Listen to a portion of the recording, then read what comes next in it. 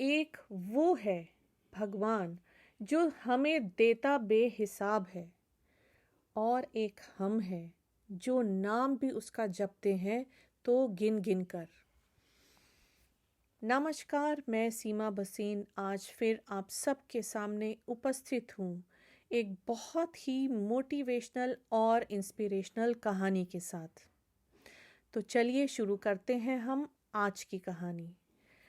हम जानते हैं कि हम सबके मन में दो तरह के घोड़े दौड़ते हैं, एक पॉजिटिव और एक नेगेटिव। और जानते हैं जीत किस घोड़े की होती है? हमेशा जीत उस घोड़े की होती है जिसको ज़्यादा खुराक गई होती है। ज़्यादा खुराक दी गई होती है का मतलब है कि जैसे विचार हमारे मन में ज़्यादा आते हैं, नेगेटिव हो या पॉजिटिव हो, जितना ज़्यादा हम जिस बात को सोचते हैं उसी घोड़े की उस दौड़ में जीत होती है। तो ये कहानी है एक लड़के की जिसके फादर की डेथ हो चुकी थी, और उसके फादर जो हैं वो करोड़पति आदमी थे। बहुत सारी धन दौलत इस बच्चे के लिए छोड़ के गए थे, लेकिन इस लड़के ने अपनी आदतों की वजह से, बुरी आदतों की वजह से, बुरी संगत की वजह से धीरे धीरे करके सब कुछ गंवा दिया था, सब कुछ उजाड़ दिया था। और तब एक दिन ये बाहर बैठ के छाती पीट पीट कर रो रहा था कि मेरा भाग्य खराब है, मेरी बहुत बुरी किस्मत है, मेरे पिताजी मेरे लिए इतना धन दौलत छोड़ के गए थे, लेकिन क्योंकि मेरी तो किस्मत ही खराब है, मेरी तो भाग्य ही खराब है कि सब कुछ खत्म हो गया। तो बाहर बैठ के छाती पीट पीट कर रो रहा था कि मेरा तो सब कुछ खत्म हो गया क्योंकि मेरा भाग्य खराब है, मेरा लक खराब है। तो एक विद्वान वहां से गुजर रहे थे, तो उन्होंने उससे पूछा कि तुम ये छाती पीट पीट कर क्यों रो रहे हो? तो उसने फिर सारी बात बताई कि मैं इसलिए यहाँ छाती पीट पीट कर रो रहा हूँ कि मेरे पिताजी डेथ हो गई, और वो मेरे लिए इतनी धन दौलत छोड़ के गए थे, बट मेरी तो किस्मत ही खराब है, मेरी तो भाग्य खराब है कि सब कुछ धीरे धीरे खत्म हो गया। तो उन्होंने उसको एक बात कही कि भाग्य किसी का खराब नहीं होता। तुम्हारा भाग्य अगर तुमको छोड़कर चला गया है तो तुम उसको वापस ले आओ। अब ये बात उस लड़के को बड़ी अजीब लगी कि भाग्य कहाँ है, कहाँ मिलता है भाग्य? मैं भाग्य को वापस कैसे ले आऊं? मेरे को तो नहीं पता कि वो कहाँ होता है। तो वो विद्वान जो थे वो मुस्कुरा कर चल दिए, और उन्होंने कहा कि देखो, कोशिश करोगे तो भाग्य तुम्हारा पलट कर वापस भी आ सकता है, कोशिश तो करो। अब उसने उस विद्वान की बात को समझा नहीं, उसको समझ नहीं आई। तो वो दोबारा से रो धो के अपना अंदर जाके लेट गया। रात को जब वो सोया तो उसने एक सपना देखा कि एक दूर ऊंची पहाड़ी के ऊपर से भाग्य उसकी छाती पर कूदा। सुबह उठकर उसको ये तो यकीन हो गया कि भाग्य है, और वो दूर कहीं पहाड़ी के ऊपर रहता है। अब भाई साहब ने ठान ली कि मैं तो उस दूर चोटी पर जाऊंगा और वहां से भाग्य को मना कर लाऊंगा। अब पोटली बांधकर पहाड़ी की तरफ चल पड़े। थोड़ी ही दूर गए थे जंगल में पहाड़ी पर चढ़ने के लिए, तो उनको एक शेर की गरज सुनाई दी। देखा तो सचमुच का शेर था। तो वो डर गया, लेकिन शेर ने उसको आवाज़ लगाते हुए कहा कि मुझसे डरो नहीं, मैं तुमको खाऊंगा नहीं, मैं तो बीमार हूँ, कई सालों से मैं बीमार हूँ और मैं ऐसे ही पड़ा हुआ हूँ। फिर उसने उससे पूछा कि तुम भला इस रास्ते पर कहाँ जा रहे हो? तो उसने जवाब दिया कि मेरा भाग्य मुझसे रूठ कर चला गया है और मैं अपने भाग्य को चोटी के ऊपर मनाने जा रहा हूँ। तो उस शेर ने उससे कहा कि ठीक है, तुम जा रहे हो, लेकिन जब तुम्हारा भाग्य तुमको मिलेगा तो मेरे बारे में भी उससे पूछ लेना कि भाई मैं इतने सालों से बीमार हूँ, तो मेरी इस बीमारी का क्या इलाज है? अगर तुम मेरे लिए ये पूछ कर आओगे तो बदले में मैं तुम्हें इनाम दूंगा। चलो ठीक है, उसने कहा ठीक है, और वो थोड़ी दूर और निकल पड़ा। थोड़ी दूर ही और गया था तो उसने देखा कि वहां पे एक फलों का बाग था जिस पे फल लदे हुए थे। अब वो एक फल तोड़कर बैठ गया खाने। भूख तो लगी थी।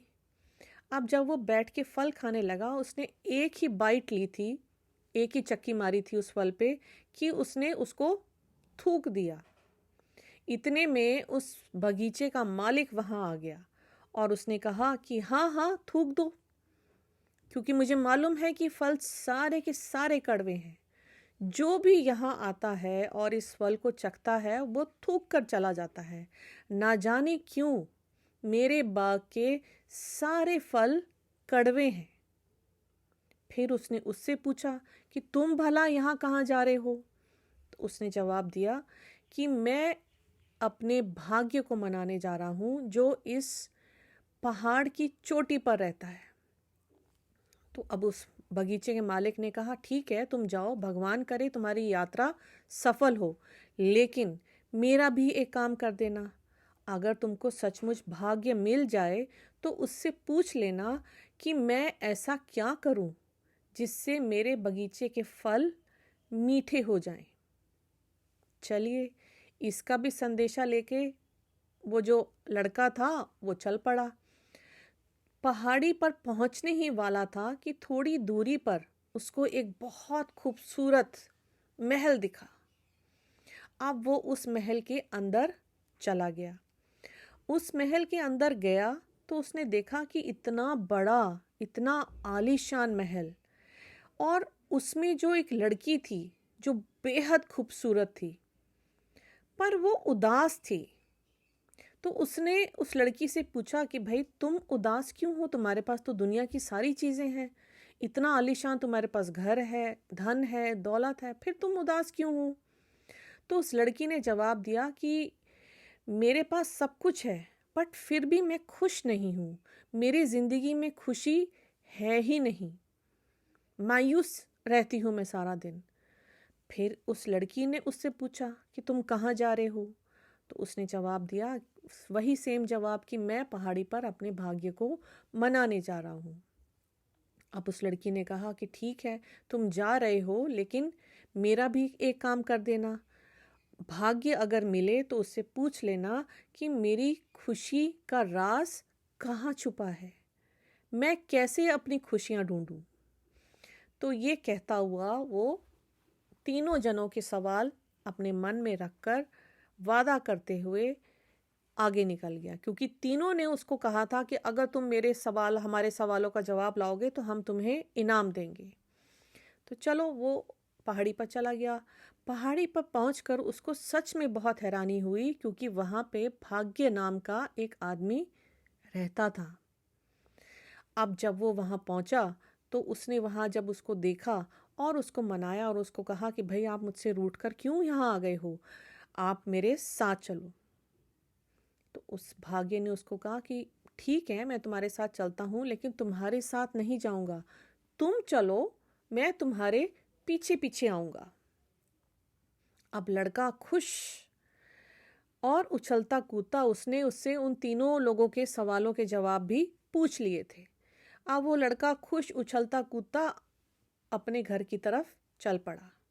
अब पहले आया वो महल जहाँ पे वो लड़की थी।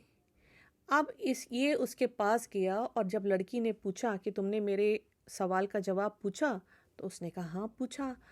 तो भाग्य ने कहा है कि जब तुम अपने मनपसंद लड़के से शादी करोगी तो तुम्हारा जीवन खुशियों से भर जाएगा। उसका जवाब दिया। उसके बाद थोड़ा नीचे उतरा तो उसने, जो बगीचे का मालिक था, उसने पूछा कि भाई तुमने मेरे सवाल का जवाब पूछा? तो उसने कहा हाँ पूछा। तो उसने उसको बताया कि भाग्य ने कहा है कि तुम जिस पानी से, जिस झरने के पानी से अपने बाग की सिंचाई करते हो, वहाँ पर सोना दबा हुआ है, जिसकी वजह से पानी कड़वा हो गया है। और जब तुम अपने बाग की सिंचाई करते हो उसी पानी से, तो तुम्हारे सारे फल कड़वे हो जाते हैं। तो मैंने उसको भी बता दिया। उसके बाद जब वो और आगे चला तो उसको वो शेर दिखा। अब शेर ने उससे पूछा कि भाई तुमने मेरी बात सवाल का जवाब पूछा? तो उसने कहा हाँ पूछा। तो उसने कहा कि शेर ने मेरे को शेर ने कहा कि जवाब सवाल पूछा? तो उसने कहा हाँ पूछा। तो भाग्य ने कहा है कि अगर तुम किसी मूर्ख महामूर्ख आदमी का दिमाग खाओगे तब तुम्हारी बीमारी बिल्कुल ठीक हो जाएगी। अच्छा, तो फिर उसने कहा कि जो बाकी दो लोग थे उन्होंने तुमको क्या इनाम दिया? तो उसने कहा कि जो लड़की थी, जब मैंने उसको उसके सवाल का जवाब दिया तो उसने कहा कि तुम मुझसे शादी कर लो। तो मैंने कहा कि मैं तुमसे शादी नहीं कर सकता। उस लड़की ने कहा कि अगर तुम मुझसे शादी कर लोगे तो तुम्हें ये घर तुम्हारा हो जाएगा, मेरी धन दौलत जितना भी है वो सब तुम्हारा हो जाएगा। तो मैंने उसको मना कर दिया कि नहीं नहीं, मुझे तुम्हारी धन दौलत नहीं चाहिए, मेरे पीछे तो मेरा भाग्य आ रहा है। और मैं वहाँ से निकल गया। उसके बाद जब शेर ने मुझे इनाम जो है वो बगीचे का